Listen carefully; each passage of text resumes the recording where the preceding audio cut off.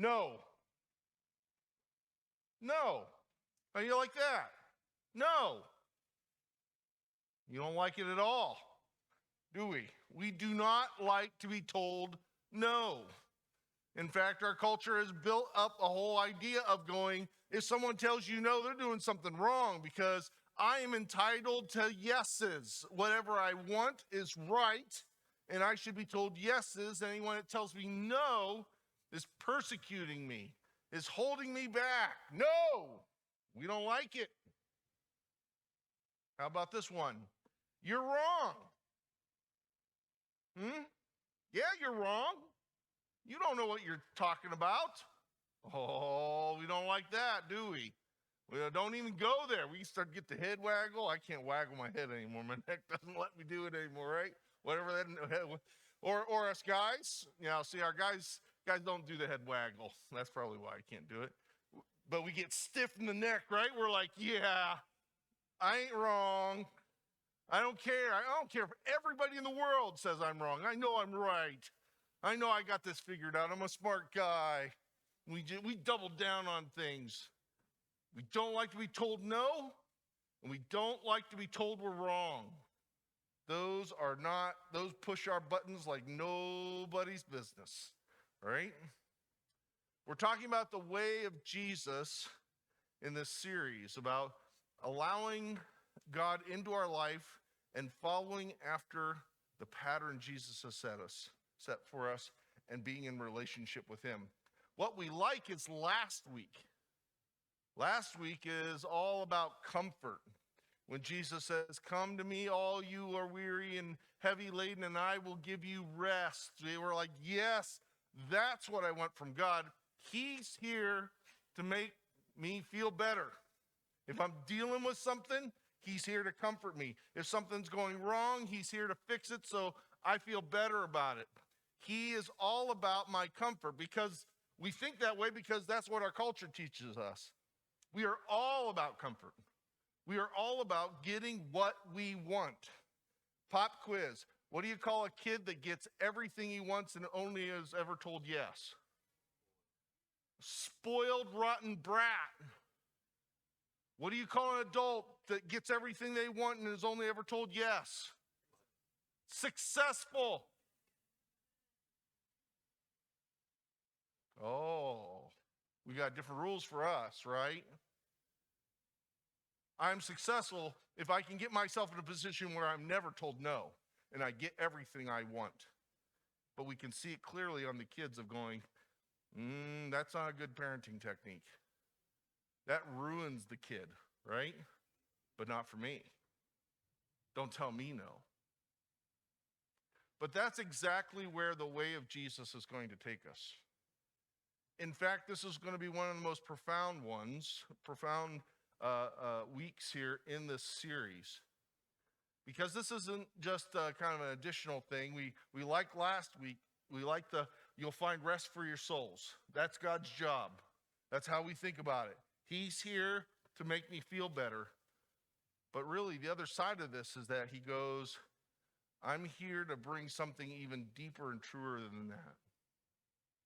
I'm here to tell you no at times. I'm here to tell you you are wrong at times. In fact, if you don't allow me to step into this space, we really can't have any relationship at all. See, this profound dynamic is taught all the way through the Bible, but even dramatically in the New Testament. It's spoken about here in Hebrews. He's actually quoting the Old Testament. He reminds the Christians, the early Christians, he goes, remember this teaching that has been around. He says, this is God speaking, my child, do not regard lightly the discipline of the Lord or lose heart when you are punished by him. Don't like those lines. For the Lord disciplines those whom he loves, and he chastises every child whom he accepts. I know it. You're rooting around in your bag for a pair of scissors. Can we just cut that verse out? I like the Jesus loves me, thus I know, right? I don't like this verse very much. Can we just kind of forget this one's in there?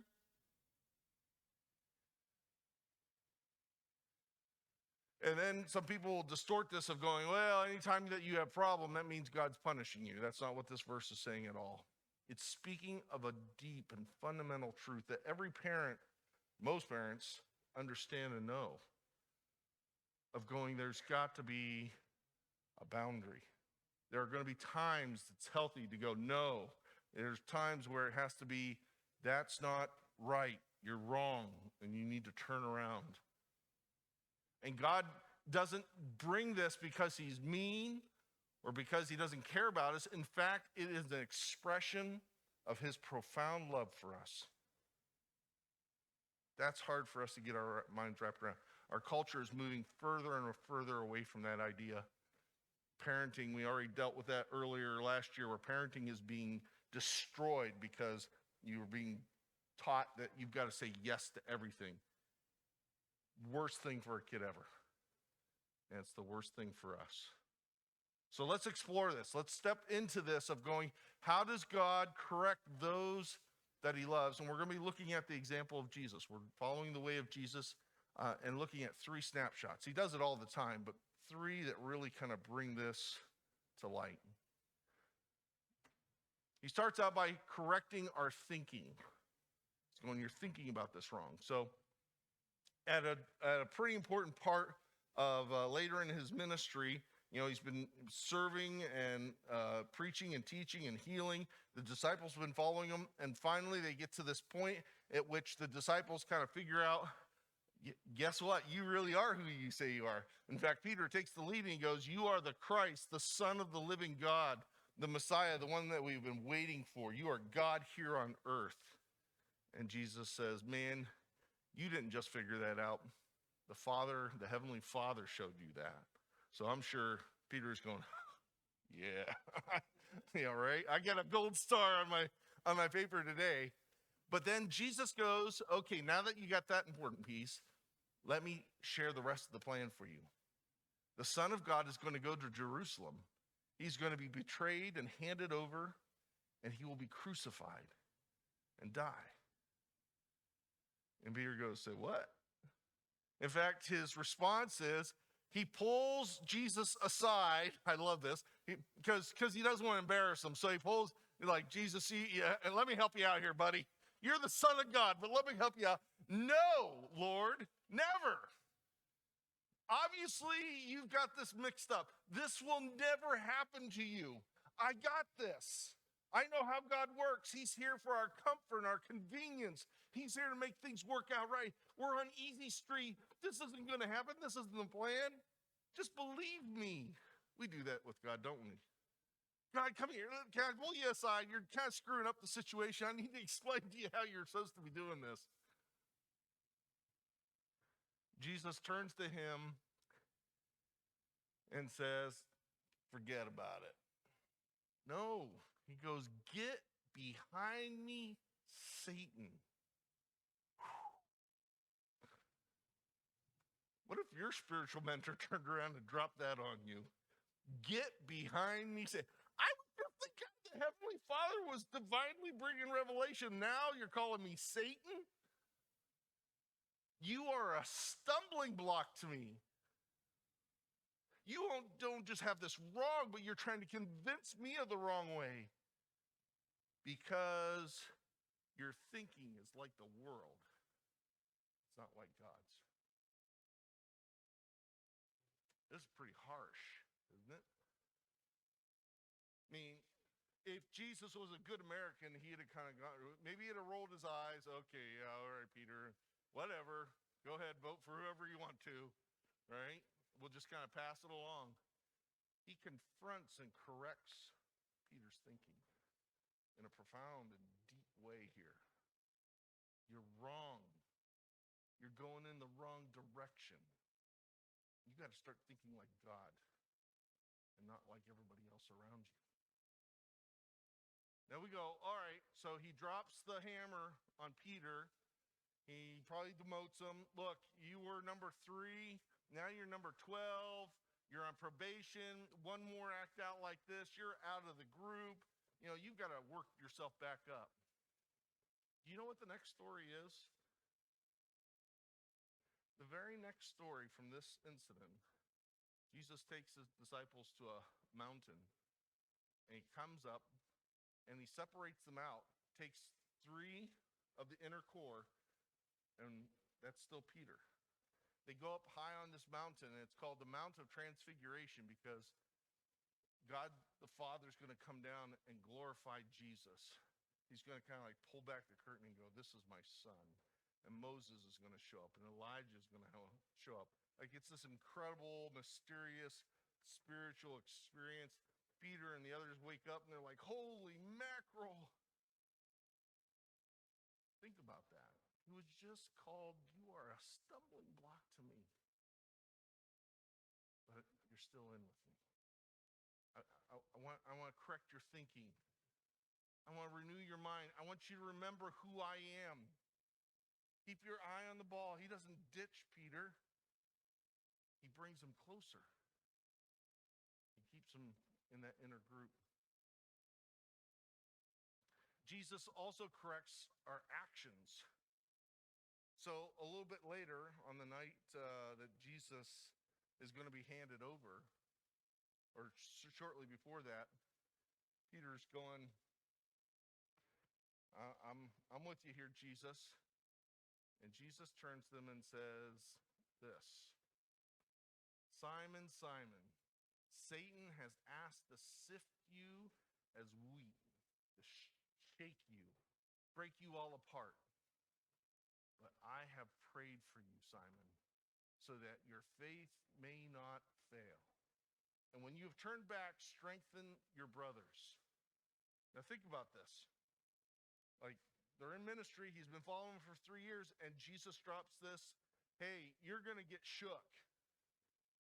Something bad's coming down the way.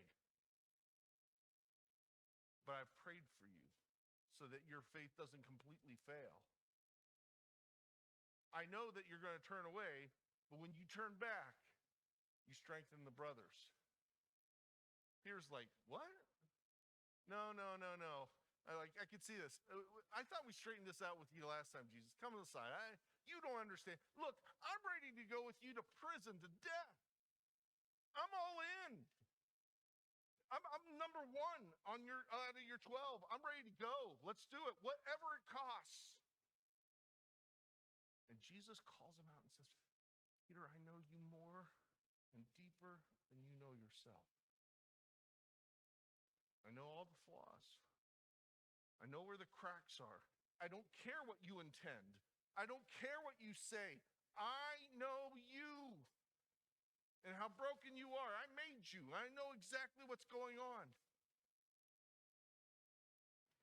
And so, Peter, before the rooster crows today, you're going to deny me 3 times. Why didn't Jesus just go, whoo, all right, you're all in. That's great. You get another gold star for the day. You're awesome. You're wonderful. You're the best disciple ever. Jesus steps into this space that Peter isn't even expecting to say, you're going to turn away. But I think some of the most beautiful lines, one of the most beautiful lines in the New Testament, Jesus says, but I prayed for you. Something when somebody says, I'll pray for you, maybe even the pastor, to have Jesus go, I have prayed for you. I know what you're going to do, but I know that that's not all that you are. And when you turn back, do what's right. Peter doesn't even understand how to kind of get his mind wrapped around this as of yet. He doesn't quite believe it. All he goes is, I know I'm all in. Just like I was all in on climbing Mount Shasta. I'd done all the work, all the prep. I thought I was going to have to quit, but, my guide partner helped me to get up there to find that right rhythm, right? We yoked together, we walked together, made it all the way about halfway up at Lake Helen. Even though the wind was blowing so hard the ice would cut your face, I'm like, I'm all in. Let's go. We're going to take the mountain. This is my one chance. We've got to do it. I've made it this far. Now I know we can make it. My guide's going, this is not a good decision. We can't go forward. I could have made a drastic mistake when he said, I'm not going any further, to go, well, I'll go it alone. I'm all in. I might not be here today. Knucklehead like me up where I shouldn't belong. I made a good decision. I received the no, and we turned back and went back down the mountain. Broke my heart. I wanted to climb. I wanted to make it up. But I was with one who knew better. And that was the wisdom. Jesus isn't beating Peter up here, but he's confronting him on going, there are some deeper things that I'm going to be at work in your life. I've prayed for you. I know what's ahead. There's a counterpoint moment to this later on after Jesus has died and is resurrected. He comes and meets with the disciples again. They went out fishing, and he cooks for them breakfast, which I really like. Jesus cooks. Why don't we make bumper stickers like that? But Jesus cooks. And they come in, and they have breakfast together.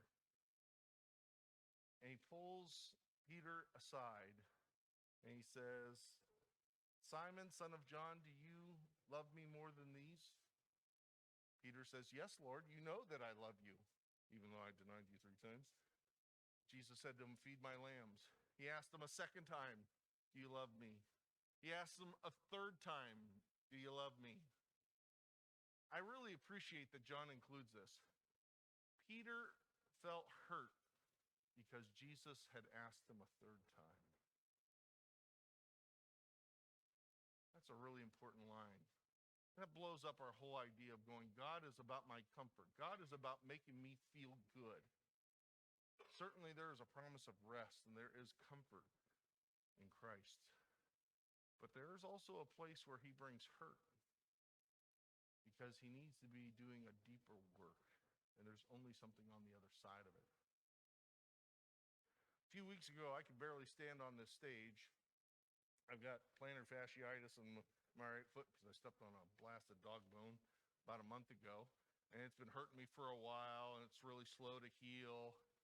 And Saturday, before that Sunday, I'm out in my yard, not doing it, nothing bad happened. I just kind of stepped, and my foot went bang, and I was done.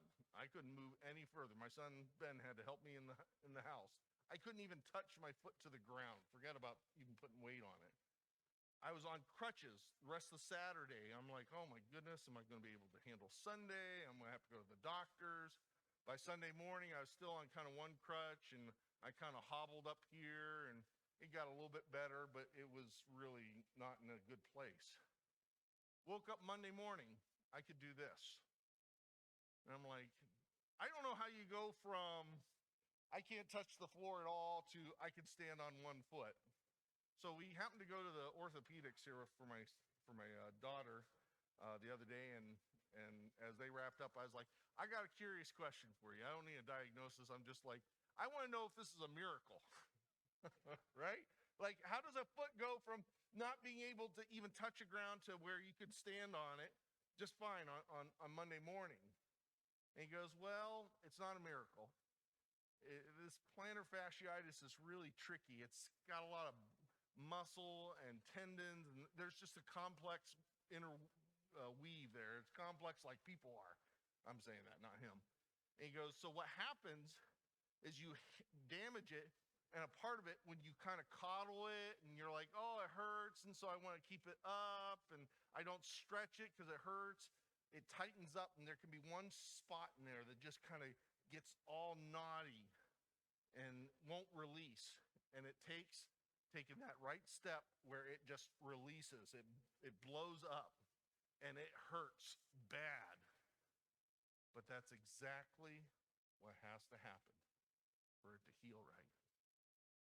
As I was coddling it, as I'm going around, and I don't want to stretch it too much and keep it up, I was moving in the wrong direction for health.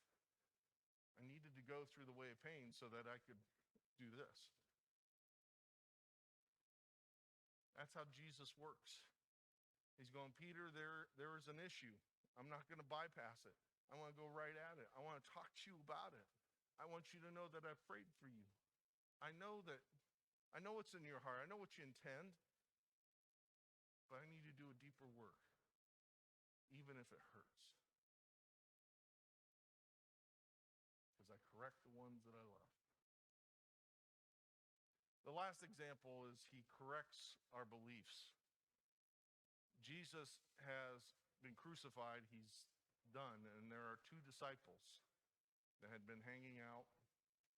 And by Sunday morning, they're like, it's over. This is done. The dream is gone. He's never coming back.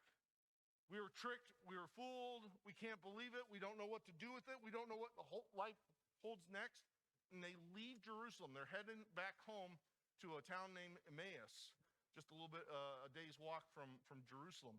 And they're walking. They're crestfallen. They're depressed. They don't know what's going to happen. And Jesus meets them along the road. Imagine that picture. They have given up. Jesus could have went, they're quitters. I don't need quitters in my church. No, he meets them along the road. Now, he meets them and starts walking with them. They don't recognize him. And he goes, what's the problem? Luke records that they stopped walking. They're so depressed. They just stopped walking. Their heads are bowed, and they're like, how do you not know what's going on? Jesus of Nazareth, he was this great prophet, and now he's gone, and now we don't know what to do or where we're going to go. And he put his arms around them and said, oh, it's going to be all right. Don't you worry none. You just be at peace here on this. You know what he said? How foolish you are. How slow to believe all that the prophets have spoken. This is the kind and gentle Jesus. Did not the Messiah have to suffer all these things and then enter his glory? Didn't you do your homework? Didn't you listen to what he taught? Now, this could become as a beatdown, but then it says that he began with Moses and all the prophets, and he explained to them what was said in all the scriptures, the Old Testament, concerning himself as they continued to walk on the road. They just did like a 2-hour Bible study. It was more intense than that First Peter Bible study we did, right? We might be thinking he's scolding them and showing them, you dumb bunnies, you don't know anything. You're quitters. You didn't do your homework. I don't need you. But they get to their house, and he's going to continue on, and something has stirred in them, and they're like, no, please stay, please stay. And so he goes, okay, I'll stay. And they're going to sit down for dinner. And he sits at the table, and he picks up the bread. When he was at the table with them, he took bread and gave thanks, and he broke it, and he began to give it to them. And then their eyes were open, and they realized that it was him. And then he disappeared from their sight. And he turned, and they looked at each other and said, were not our hearts burning within us while he talked with us on the road and opened the scriptures to us? Was that a scolding, a beatdown? No. He went, your beliefs are wrong. Your faith is crumbling. You're ready to give up. You just need to see this again. Let me show you once more. Let me come to your house and eat with you. See, when we do correction usually results in distance. I bring a heavy in your life and you go and hide. You whimper and whine and you lick your wounds, and maybe you come back, maybe you forget it. I'm never going back there again. But Jesus, he never shies away from correction because he corrects the ones that he loves. But every time he corrects, he draws you closer, doesn't he? He doesn't give up on us. He goes, I've got the medicine you need. I'm going to bring up the stuff that's hard in your life. But you can trust me. I'm closer.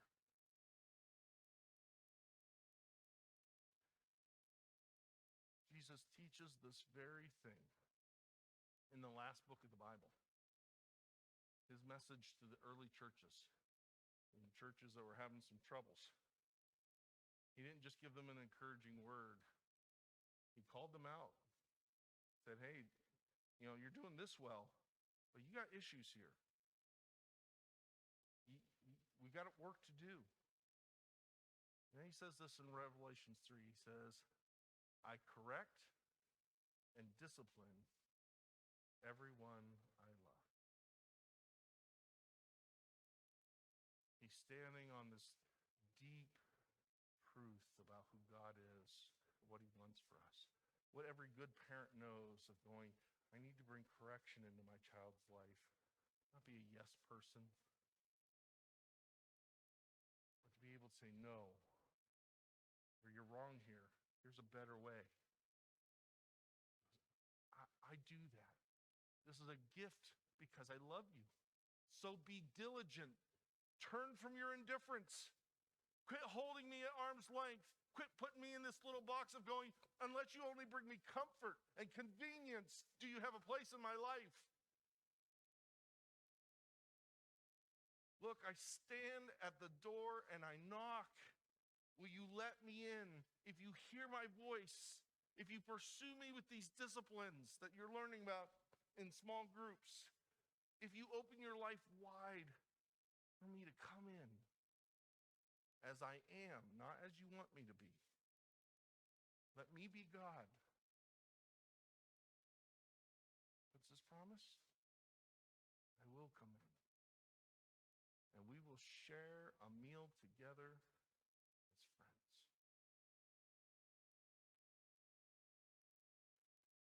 He loves you. Loves me.